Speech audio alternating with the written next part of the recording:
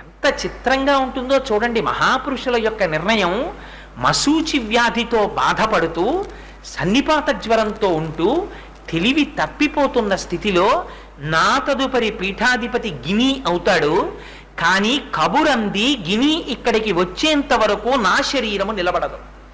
నా శరీరము పడిపోయిన తరువాత పీఠమునకు పీఠాధిపతి లేకుండా అయిపోతుంది.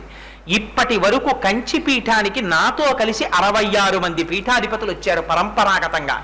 ఒక రోజు కూడా పీఠం ఖాళీగా లేదు.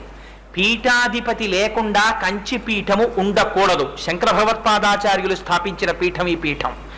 అందుకని అత్యవసరంగా వారి పెద్దమ్మ గారి కుమారుడైనటువంటి ఈయనకి మహేంద్ర సరస్వతి అనేటటువంటి పేరుతో ఈయనకి సన్యాసం ఇచ్చి పీఠాధిపత్యం ఇస్తున్నాను. కానీ గినికి కూడా పీఠాధిపత్యం ఇచ్చి సన్యాసం ఇవ్వడానికి కావలసినటువంటి వస్త్ర